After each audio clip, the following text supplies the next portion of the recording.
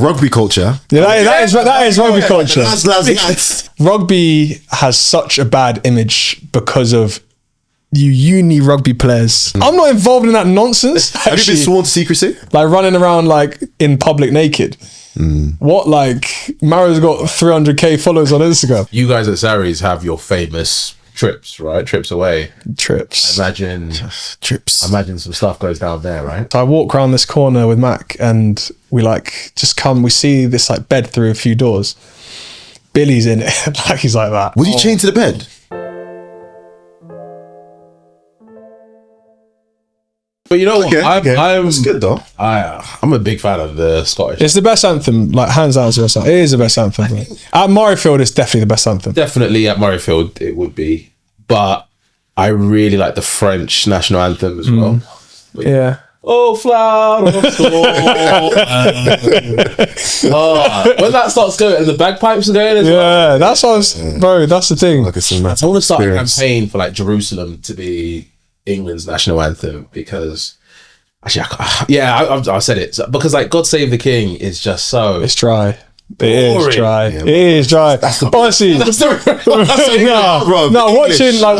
watching Maro sing because he sings it so enthusiastically. But I'm like, fair play, because I don't really know how you sing that enthusiastically. I will say when I'm in Twickenham and you know where there's a big test about to happen. Oh yeah, you feel it, bro. Bruv, I feel it out with him. Man. I feel like if you're anywhere and 70,000 people are singing anything, though, you can feel it. Yeah, but like.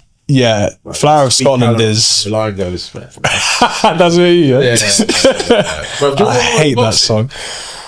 Which AJ? AJ, yeah. Sweet Caroline goes. Yeah, everybody. That's the tune, isn't it? Like after or even before, song, just gets everyone going.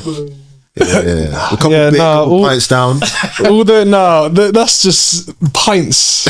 Oh yeah, pints down. It's all of the no beer, bro. That whole like culture of like. Maybe we should talk on that then. Like the rugby culture. Yeah, that is rugby culture. That's like what? So don't get me wrong. Like honestly, it's funny because I love being at socials and I love being with the boys and. Rugby has such a bad image because of you uni rugby players filthy that do all that disgusting stuff. The number of times that like I'll be out and I'll like someone talks to me, I'm like, oh yeah, I play rugby, and they're like, oh, like I'm not involved in that nonsense. Yeah, but yeah, the whole like lads get naked, drink beer, like nah. So you're saying initiation? That's not really a thing at Saracens? No. Oh, fair. No, not really. No, like, and honestly, I think sing a song or like there's nothing. Like nothing. Yeah, have you been sworn to secrecy? No. Like I think my Jaeger is probably the last to have an initiation. Okay. And not the like go out of hand. It just wasn't really a thing, and they kind of made it a thing. But it's just like initiations are fine, and like I did them at loan clubs, and I feel like that's probably why, because most boys go on loan clubs and you'll do one at some point. But I think in like the professional game, you can't do like, not that you want to, but you can't do the kind of stuff that like those uni guys are doing, like running around like in public naked. What, like Mario's got 300k followers on Instagram. Like, can you imagine?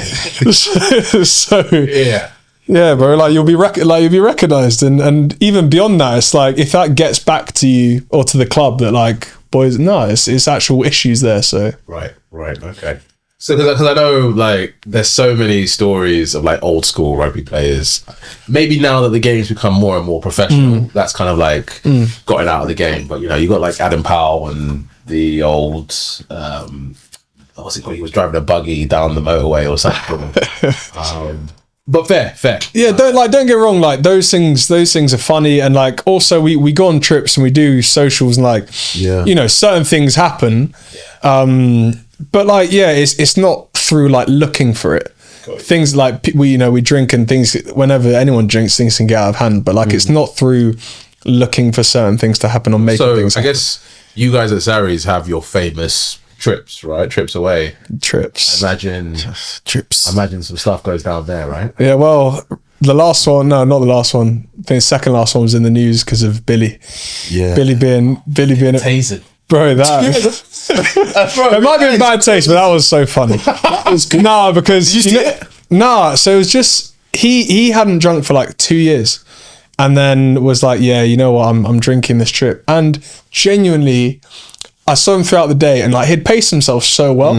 And the boys had just played Bath the night before, so for the most part, I'd had 2 hours sleep tops because we were flying early. And so like I think by the time it hit like midnight, guys had been up for like 48 hours, 24 hours. Like guys been up a long time.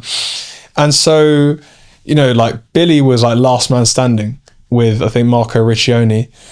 Obviously what happened, ended up getting tasered, getting arrested. And I saw Mako in the morning. I put a message on the group and Mako's like, text me saying, you want to go for breakfast? So go down. He's like, how was last night? I said, yeah, fine. He's like, oh, what did you get to? I said, oh, nothing really. Came home with Sean.